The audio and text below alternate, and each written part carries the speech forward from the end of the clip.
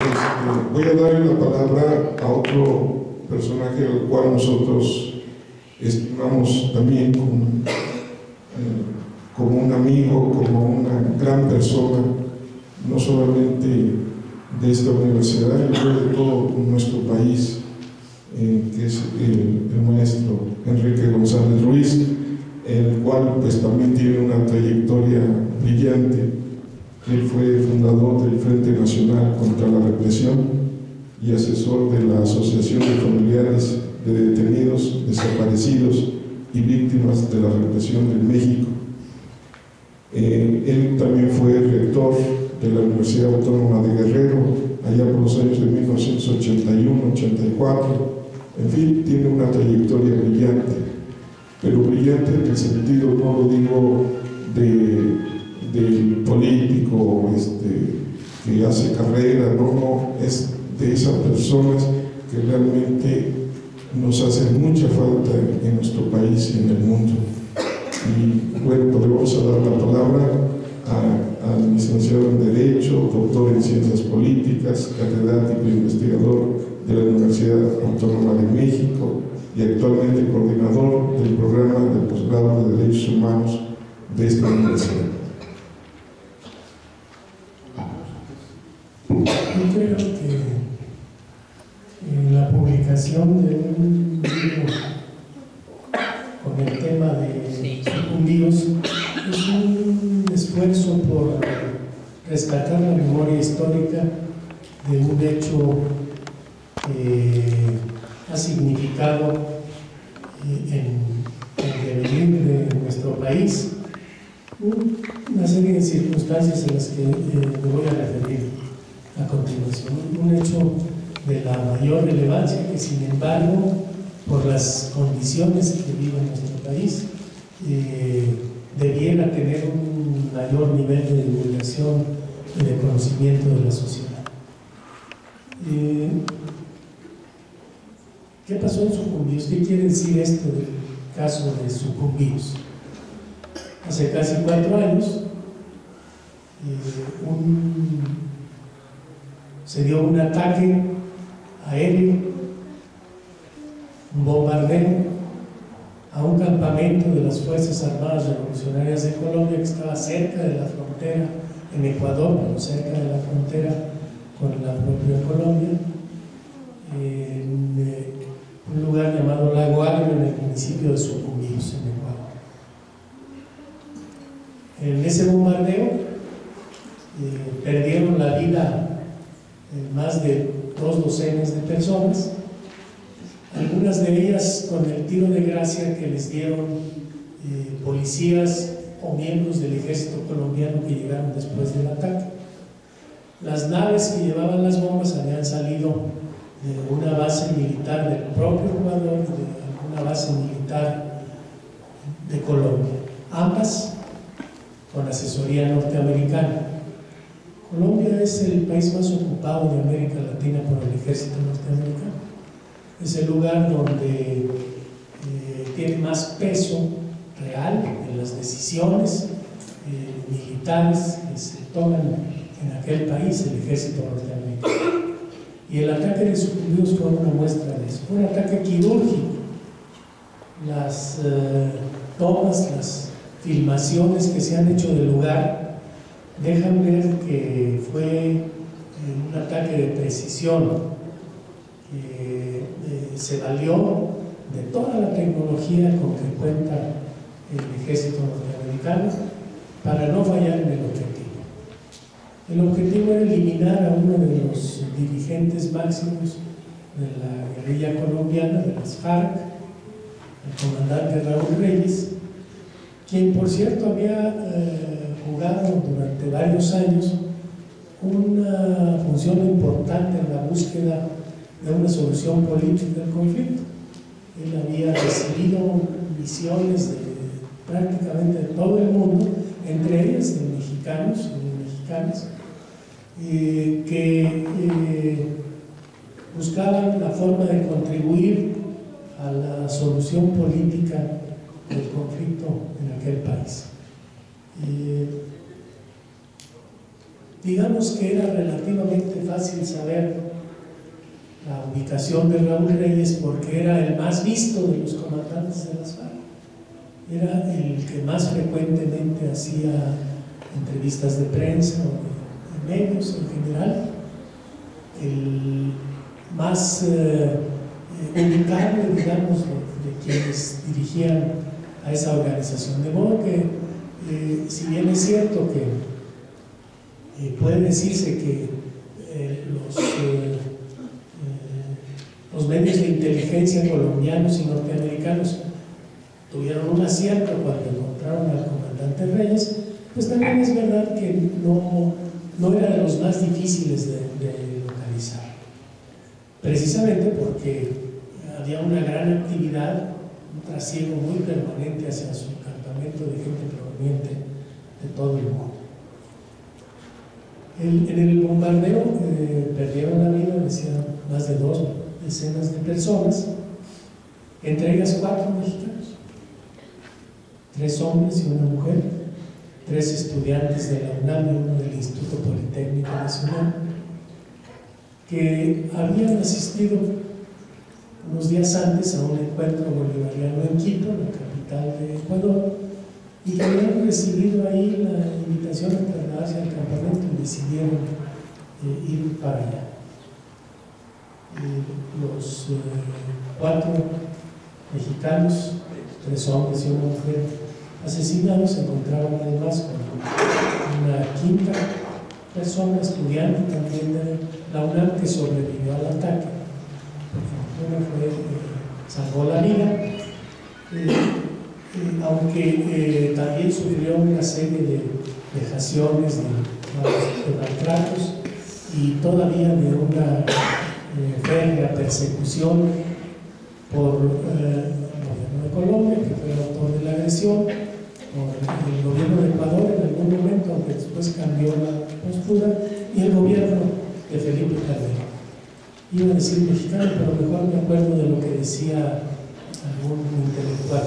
Estos son la primera generación de norteamericanos nacidos en México. El ataque fue en violación a todas las normas del derecho internacional. Fue la aviación de un país a otro país con quien se tienen relaciones diplomáticas normales. No había ninguna situación que justificara el hecho de que el gobierno de Colombia, entonces en manos de Álvaro Uribe, se tomara la libertad de tener un ataque aéreo a un país con quien formalmente no había hostilidades declaradas. Obviamente esto constituyó una violación de las normas internacionales. Además, los soldados y después policía de ese país, de Colombia, invadieron directamente, físicamente, el Ecuador, y en el territorio ecuatoriano privaron de la vida a otras personas. Algunos de los sobrevivientes aparecieron con el tiro de gracia. Algunos de los muertos aparecieron con el tiro de gracia. ¿Qué era esperable de un gobierno digno, de un gobierno soberano, de un gobierno que defendiera a sus connacionales? Me refiero al gobierno mexicano. Pues era de esperarse que hubiera una gran indignación y que exigiera una investigación muy a fondo para saber cómo perdieron la vida 4 de sus connacionales. Yo no más quiero imaginarme qué hubiera pasado si esos 4 hubieran sido norteamericanos. Quizá hubieran invadido los gringos Ecuador y hubieran invadido Colombia de sofá el mismo día, sin ninguna averiguación. Pero esa es una hipótesis.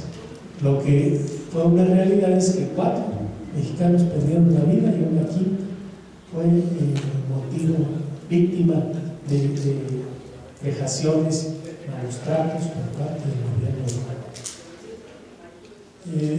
El gobierno de México, en lugar de tener esa actitud de dignidad y de defensa de sus connacionales, decidió mantener una alianza estratégica que tiene con el gobierno de Colombia, con el régimen de Álvaro Uribe entonces y ahora de Juan Manuel Santos, que por cierto, como dijo Carlos Facio, era entonces el ministro de Defensa de aquel país andino y entonces directamente responsable de haber ordenado la acción con todas las consecuencias que esta produjo.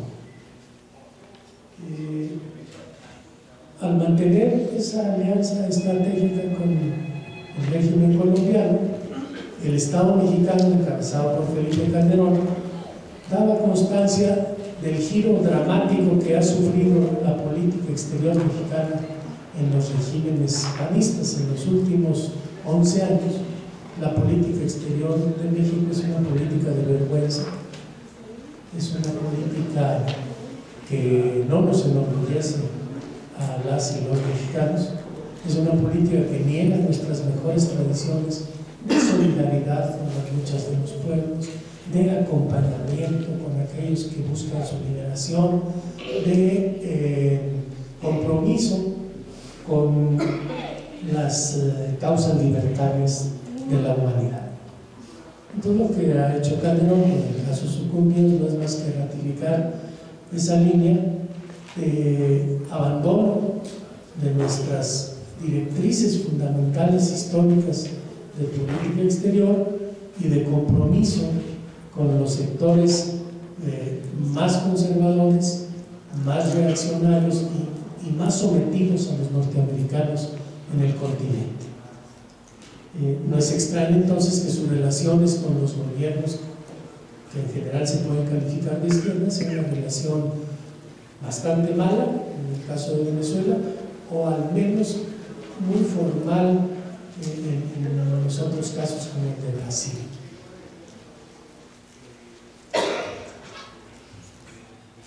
Después del bombardeo,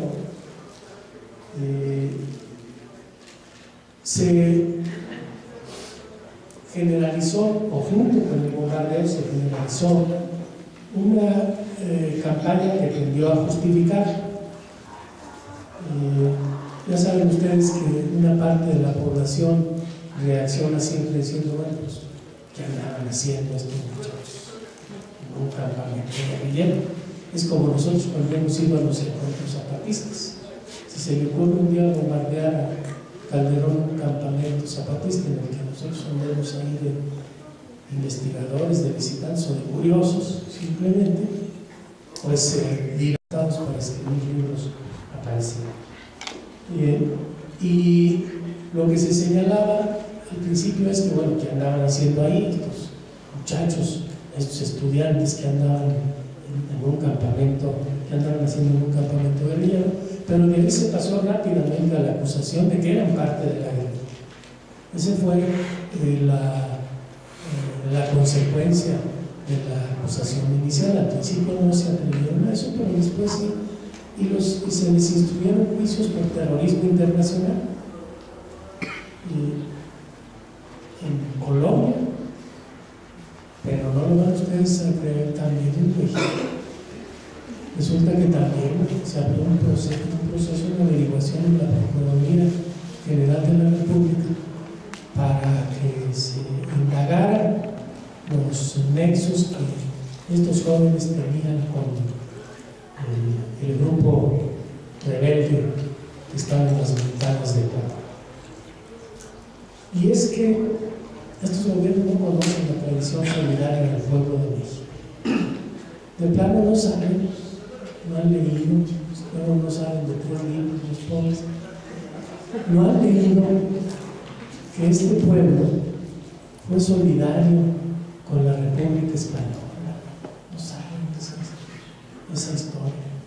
No saben que nosotros recibimos centenares de refugiados que vinieron perseguidos por la dictadura de Franco y que los hicimos nuestros hermanos y que son parte de nosotros. ¿Se acuerdan de los niños cantores de Morelia? Qué hermosura para nuestra vida cultural. Y no saben que nosotros hemos sido solidarios históricamente con las luchas libertarias de todo el continente latinoamericano. Aquí las hemos vivido, En este país hemos tenido uruguayos, argentinos, guatemaltecos, pónganle el color que quieran, palestinos, saharauis. Este pueblo es profunda y radicalmente solidario. Y no lo saben los que dicen que andan haciendo los muchachos en sus ambientes. No lo saben porque no conocen la historia, o quizás solo quieren conocer la parte de la historia que les aconsejaba Cedillo. ¿Se acuerdan que iban a quitarle la historia todo lo que tiene que ver con nuestra tradición indígena? Que la historia de México empezara por ahí con la llegada de los españoles, para que pues todo aquello de que somos medio indios y que la mitad de nosotros es india, pues no quedara muy registrado, que no tomáramos muy en serio eso. Entonces, como no conocen la historia, pues no sabían que los muchachos andaban, por una parte, haciendo su trabajo académico y quizá político de solidaridad, y estaban comprometiéndose, porque somos un pueblo comprometido cuando damos solidaridad, ¿no?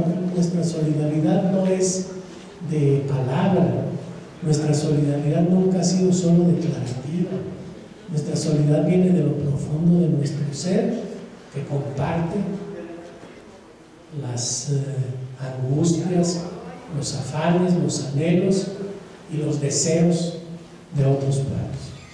Eso es lo que andaban haciendo los muchachos. A mí no me causa ni la menor extrañeza.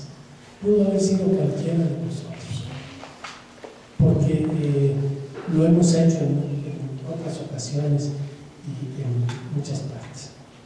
El ataque fue a mansalva y fue con todas las ventajas para el agresor. No hubo ni una sola señal de resistencia por parte de los agredidos, de modo que es fácilmente tipificable como un ilícito internacional. Un gobierno digno que se propusiera defender a sus connacionales habría buscado mecanismos para que se enjuiciara a los autores de la muerte de sus connacionales. Pongan ustedes que el gobierno mexicano va a hablar de los muertos colombianos o ecuatorianos. Pongan ustedes que no fuera lo suficientemente sensible o que respetara esa parte. Pero sí tenía la obligación, el deber no solo ético, sino jurídico y político, de buscar mecanismos para que fuesen sancionados aquellos que asesinaron a sus connacionales, porque fueron asesinados, no estaban con un arma en la mano enfrentando a otra persona, de tal manera que pudiera decirse murieron en un combate, y entonces, bueno, pues cada quien asume los riesgos que quiere asumir. No fue este el caso, fueron vilmente asesinados y vilmente olvidados por el gobierno de México. ¿Sabían ustedes que hasta hoy la señora Patricia Espinosa, la secretaria de Relaciones Exteriores, no ha recibido a los padres de su familia?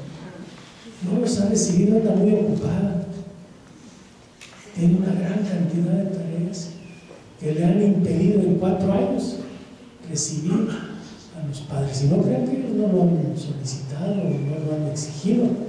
Ellos cada mes se manifiestan frente a la Embajada de Colombia. Han tenido ya experiencias a veces poco agradables con personajes como el anterior embajador, quien tenía mucha vinculación con el paramilitarismo de su país. Y sin embargo, la secretaria de Relaciones no ha tenido tiempo de recibirlos. La atención que les han dado ha sido una atención, digamos, diplomática. Los reciben funcionarios de la secretaría, les dan buen trato, les ofrecen café, pero no resuelven nada del problema de fondo. Este libro, entonces, Sucumbir, Historia de una infamia, recoge y pone en claro lo ocurrido en ese episodio de la historia de México que tuvo lugar en otras geografías. Y es, repito, un testimonio histórico que nos sirve para valorar, no con un sentido de conmiseración lo que hicieron los padres. No es la conmiseración lo que debemos tener en estos casos. En estos casos creo que lo que debemos tener esa admiración y el respeto por quienes en aras de sus ideales, en aplicación de sus convicciones, en ejercicio de sus libertades, habían decidido hacer una visita in situ a un campamento de un grupo rebelde en acción, no congelado como a veces ocurre con otros grupos, o no en estado de tregua, sino en situación de conflicto bélico, en búsqueda de conocer la verdad y de saber de la historia de su continente latinoamericano. Yo los invito a dos cosas para terminar. Una, exijamos al gobierno de Calderón que ejercite ante las instancias internacionales las acciones conducentes al castigo de la masacre de sucumbidos, que esos criminales de lesa humanidad sean llevados a juicio. Y segundo, que lean el libro, porque es un importante testimonio histórico.